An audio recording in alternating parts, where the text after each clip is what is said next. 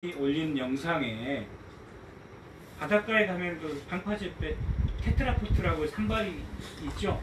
하나가 작은 건 30톤, 큰 건 50톤씩이에요.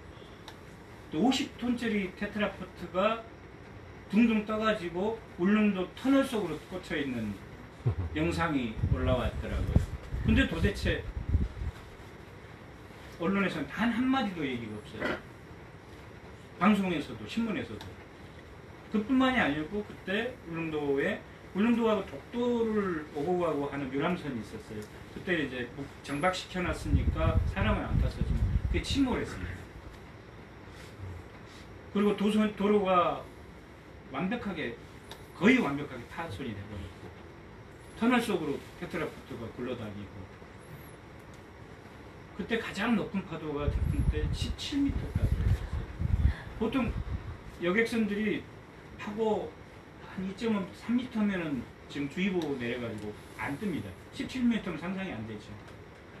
그럴 정도로 엄청난 피해를 입었는데 언론들은 한마디도 안 하고 있는 거예요. 그래서 내가 성명서를 썼죠.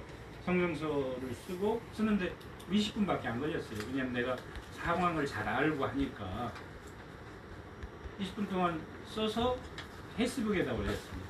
요새는 뭐 언론사에 뿌려봐야 보지도 않고 지네 알지도 못하는데 그거 하지도 않습니다. 그래서 제가 잘 활용하는 거는 SNS의 순 기능이기도 하고, 제가 제 페이스북을 개인 그 매체처럼 활용을 하니까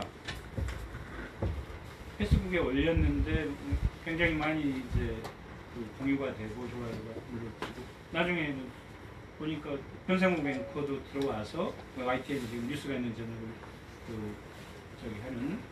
들어와서 좋아요를 누르고 갔더라고요. 그래서 그런갑다 했는데 뭐 저한테 별 연락 없이 당일 저녁에 YTN에서 저렇게 메인 뉴스로 보도를 했었죠. 그리고 보도를 하고 나서 그 다음에 태풍 때부터는 아까 봤듯이 언론의 보도 태도가 싹 바뀌어서 섬을 걱정하는 태도로 바뀐 거예요.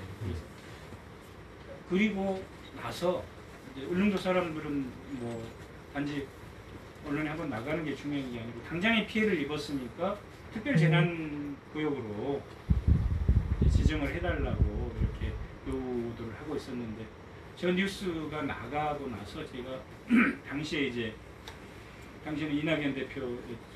이낙연 대표한테도 연락을 하고 총리실에도 연락을 하고 행안부에도 연락을 하고 등등 연락을 했는데, 그랬더니 뭐 해수부에서 장관이 울릉도를 가겠다고 연락이 왔어요. 그러다가 저녁 때 되니까 갑자기 또 울릉도 쪽에서 연락이 와서 국무총리가 오기로 했다고. 그래서 뉴스 나오는 다음날 바로 정세균 국무총리하고 문성균 해수부 장관이 울릉도를 찾아가가지고 둘러보고, 그리고 바로 그 특별재난구역으로 우선 선포를 했었습니다.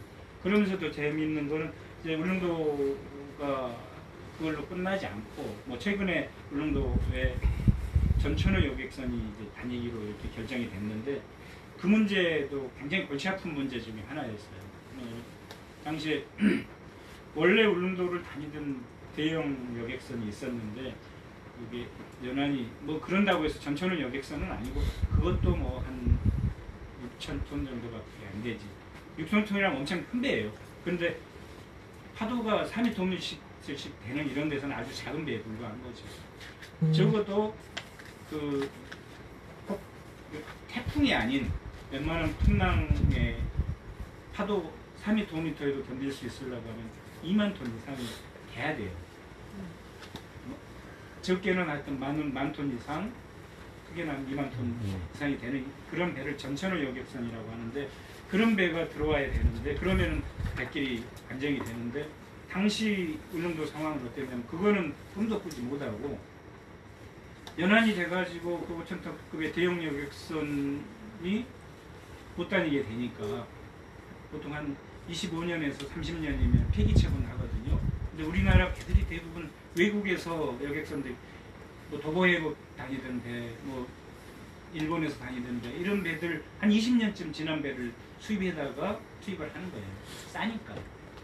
그 여객선사들이 그렇게 해서 그 배가 연안이 차니까 대체 여객선을 해야 되는데 300톤짜리 대체 여객선을 한 거예요. 300톤짜리라면 우리 이제 이런 얕은 바다에서는 큰 거지만 큰 바다에서는 그냥 대형 버스 타다가 그냥 키코 차는 거하고 똑같아요. 그럼 엄청나게 파도 치겠죠. 그럼 한 번 가면 죽어요 거의. 그냥 오바이트를 하면서 굴르면서 휴지통을 들고 합니다. 그 배를 대체 여객선으로 한다고 하니까 주민들이 뿔이 났죠. 그렇게 되면 그 배는 겨울철에는 한 달에 한 2번 밖에 못. 그래서 울릉도 같은 경우 당시에 벼랑일이 1년 중에서 140일이었어요. 생각을 해봐요. 1년에 3분의 1일 이상이 오히려 4분의 한 2 정도가 아니 5분의 2 정도가 배가 안 뜨는 거예요. 그걸 견디고 살아왔었던 거예요. 울릉도는 아주 최악이고 백령도나 흑산도나 이런 데도 보통 100일 정도 배가 못 떠요. 어때요? 육지에서는 우리는 한 3일만 버스나 철도가 파업한다면 난리가 나죠. 한 열흘쯤 배가 차가 안 다니면 어떻게 폭동이 일어나. 1년에 100일이 넘게 배가 안 다니는데도 숲 사람들 참고 살아왔고 참아라 뭐 이런 거예요. 이런 상황에서 그 업자들이 원래는 그 대형 여객선이 들어가면서 그 여객선과 같은 규모의 여객선을 대체 여객선으로 해주기로 했는데 약속으로 이거 안 넣어줬어요. 그러니까 주민들이 뿔나 있었죠. 근데 포항해수청은 그러니까 정관 외우라는 게 판사 검사들만 있는 게 아닙니다. 거의 모든 행정조직 공무원들도 다 거기에 해당이 되는데 이런 거예요. 그러니까 해수부에 근무하고 또 지방은 이제 해수청이잖아요. 이런 데는 환경부 있고 환경청이 있듯이 물론하면 거기 해운사들을 관리하고 했던 그 해수청장이 지역 이를테면 목포해수청장, 포항해수청장 이런 사람들이 나중에 여객선사로 들어가요. 그러니까 지역 해수청은 어떠겠어요? 해수청 편을 그 지역 여객선사 편을 드는 거예요. 기존의 여객선사. 그러니까 말이 안 먹히는 거예요. 주민들이 대체 여객선 하라고 해도 안 해주면서 그러면 주민들이 우리가 차라리 우리가 주민들이 여객선사를 만들어서 큰 배를 가져오겠다. 그걸 못하게 이놈들이 소송을 걸고 이렇게 했는데 포항해수청은 그쪽 편을 들고 이런 상황이었어요. 그 상황을 듣고 제가 또 그때 당시 이제 해수부 장관도 다녀가고 그랬으니까 그 언론에다가 해수부 장관 앞으로 공개 편지를 썼어요. 공개 편지를 써서 배 제대로 다니게끔 하고 지역 해수청 그 선사 편들지 못하게끔 단돌이 해라. 그리고 나서 길이 열렸습니다. 열리고 해수청에서도 포항해수청에서 그 기존의 그 선사를 상대로 소송도 하고 그래갖고 근래에 한 달 정도 됐는데 주민들이 여행사를 만들어가지고 19,800톤, 2만 톤 가까이 되는 전철 여객선을 취항시키게 됐었어요. 그게 울릉도 내가 짧게 썼던 그 20분만에 썼던 그 성명서 한 장이 언론의 태도를 바꾸고 울릉도 특별 재난 구역으로 지정을 시켰고 대형 여객선, 대형 전철 여객선까지 취항하게 만들었던 그런 활동의 일환이었습니다. 그래서 이게 섬 주민들의 고통이나 아픔을 섬에 살아보지 않았고 다녀보지 않았으면 알 수 없는 내용들인 거죠. 박수 한번 쳐. 저는 뭐 그래서 그 활동을 하는 것이 여전히 이제 활동가로서 하지만 관하고도 협업도 많이 합니다. 아까 얘기했듯이 뭐 섬과 관련된 웬만한 뭐 행안부 정책자문위원, 전남도 섬자문위원, 경남도 섬자문위원, 여수 섬자문위원, 한국섬진흥원지사 등등 많은 걸 해요. 근데 활동가들이 관하고 활동을 하다가 관하고 협조해서 뭘 하다 보면 관에 이게 매몰되거나 거기에 끌려가는 게 되거나 혹은 지원을 받은 경우 뭐 지원을 받으면서 좀 변질되는 경우도 있다고 하는데 저는 절대 관하고 일하면서도 절대 용역 안 하고 그러기 때문에 걔들한테 눈치 안 보고 그러기 때문에 큰 소리 칠 수 있는 거죠. 그리고 안에서도 처음에는 제가 쓴소리하고 하니까 처음에 싫어하다가 나중에 몇 년씩 상대해 보면은 이제 오히려 나랑 일했던 사람들 승진하거든. 오히려 밀어주니까 또 장관한테도 얘기해주고 도지사한테도 얘기해주고 일 잘한다 이렇게 하니까 그 정치인들은 또 정치적으로 하니까 이렇게 하니까 오히려 이제는 협조하는 공무원들이 굉장히 많습니다. 지심도 싸움할 때도 문화시청 공무원 고위직들 뭐 환경부 이들이 오히려 도와주고 그랬어요. 거제시가 땡깡을 부리니까 하여튼 뭐 그렇게 하면서 이제 쭉 뭐 저는 뭐 섬에 대한 활동을 해오고 있는데 울릉도 얘기는 뭐 여기까지 하기로 하고 또 다른 거 섬에서 어떤 일이 일어났는지 그러니까 우리가 압수하면은 그냥 낭만적으로 생각하거나 아니면 굉장히 극단적이에요. 로맨틱하거나 아니면 굉장히 그 유배지 혹은 뭐 우리 신안에서 그때 성폭력 사건이 일어났었죠. 네, 그러니까 신안에서 뭐 염정노예라는 사건도 일어나고 뭐 그런 일이 일어났었잖아요. 그러니까 그들은 분명히 개인의 일탈이고 개인의 범죄예요. 그런데 언론은 어떻게 하냐면 섬에서 뭔 일이 일어났다고 하면은 섬 사람을 전부 다 범죄자 취급을 합니다. 그래요. 흑산도도 마찬가지였어요. 심지어 언론에서 이놈들이 들어와가지고 어떤 식으로까지 했는 학부형들한테 등교구구하라고 뉴스거리 만들어내려고 이렇게 부추기고 그랬었어요. 기자라는 놈들이. 기레기 새끼들. 그런 식으로 근데 사실은 섬은 육지의 범죄율에 비하면 100분의 1도 안 돼요. 진짜 일어날 수가 없죠. 웬만하면 다 아직도 대문 딱 열어놓고 살고 아직도 대부분이 집성촌들이 많아요. 가족 그리고 또 하나 결정적으로 80% 이상이 다 노인들이야. 노인들이 뭔 범죄를 하겠어요.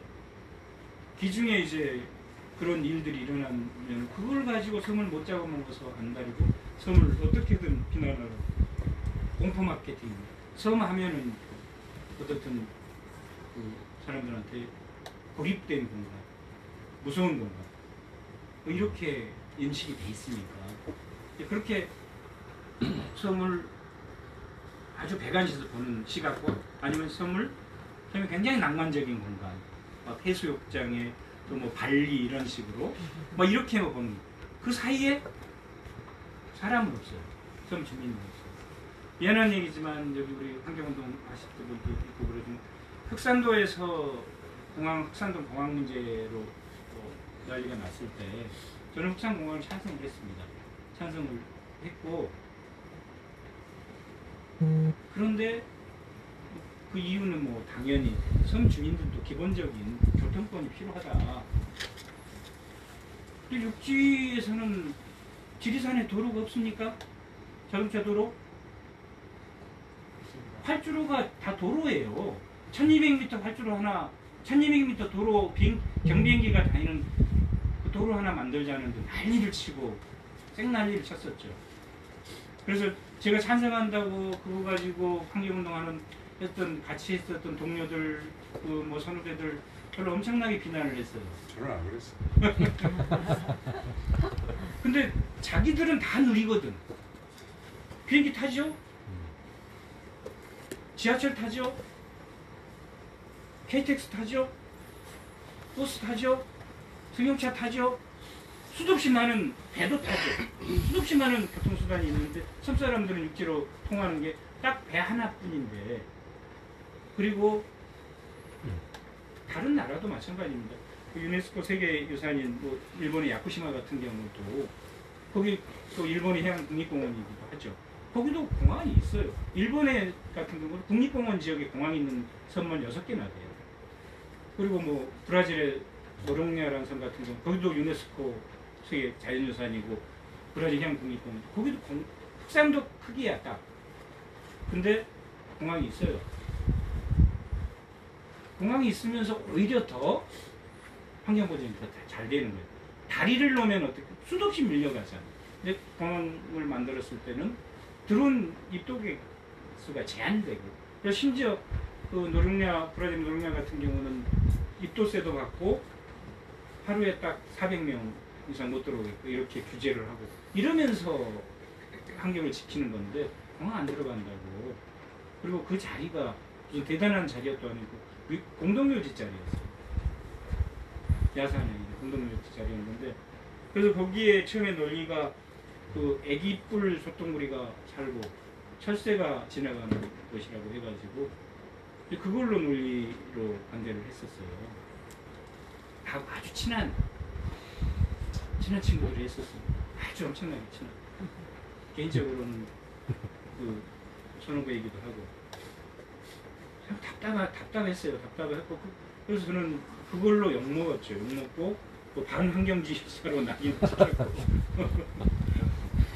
그랬는데 저는 육고기도 안 먹습니다. 자동차도 없습니다.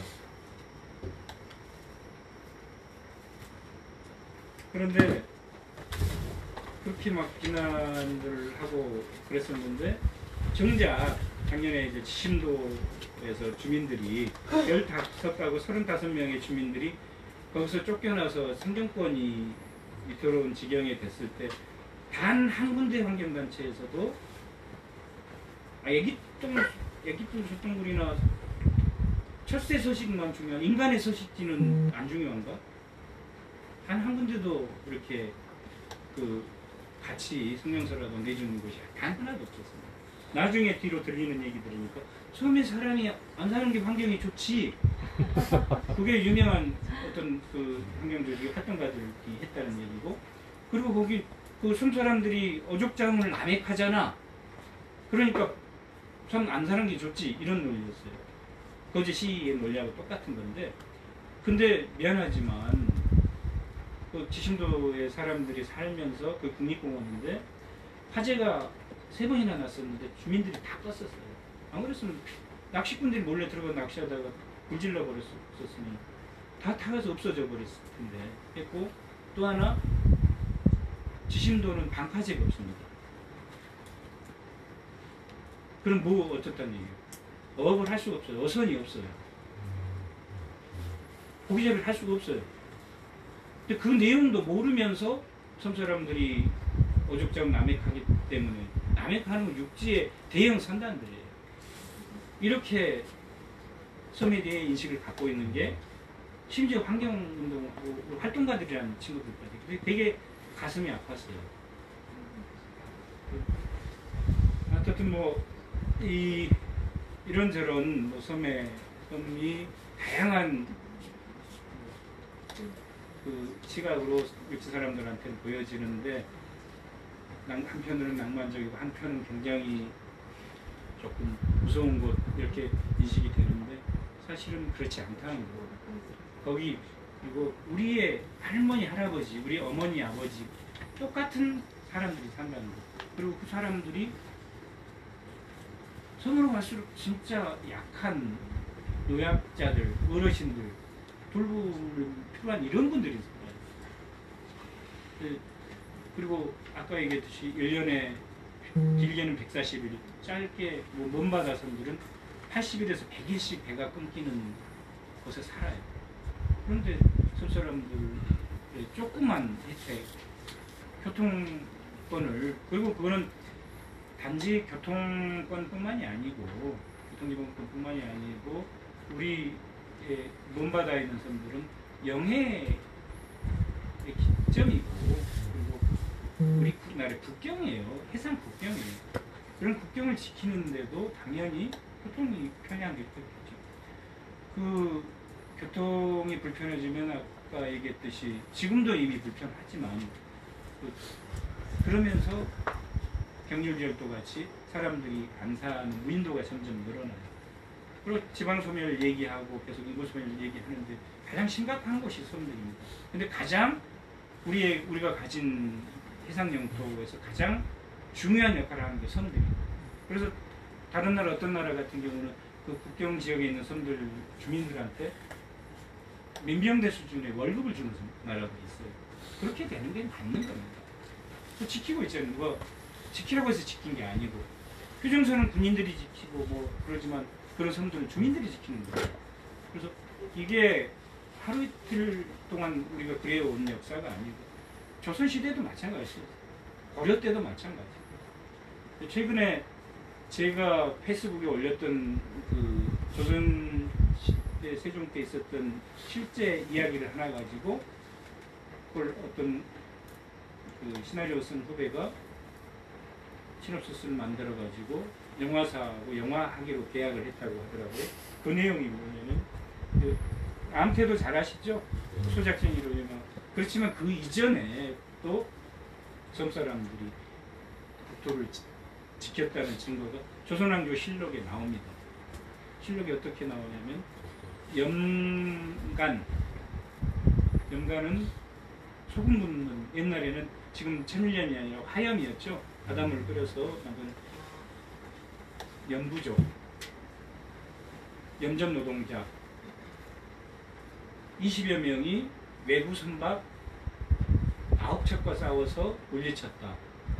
그들의 수급 세급을 베고 끌려갔던 꼴로도 다 붙이러 왔다. 근데 이거 엄청난 얘기예요. 봐봐, 20명에서 외부 선박이 대마도나 일본 본토에서 암태도까지 큰 바다를 건너려면 소선도 30명, 중선은 7, 80명, 대선은 100명 이상이 타요. 작은 배 20척이 왔다고 하더라도, 아니 9척이 왔다고 하더라도, 왜냐면 3, 9, 27이잖아요. 중선이 오고 대선이 왔다고. 그러니까 몇백 명의 외구가 왔는데, 암태도 섬 사람 20명에서 그들을 싸워서 물리쳤다는 얘기예요. 그때도 섬은 누가 지켰어요? 군인들이 지키지 않았다고. 섬 사람들이 지켰어요. 굉장하잖아요. 스펙타클 하잖아요. 20명에서 어떻게 그 무시무시한 외구들 수백 명을 싸워서 이겼을까? 엄청난 영화적 상상력이 있는 거죠. 그래서 그 친구가 영화를 만들기로 계약을 했다고 하고 섬을 지켜놓은 섬 사람들. 그 안에 이제 섬이 있는 것이고요. 바다 안에. 그래서 앞으로 또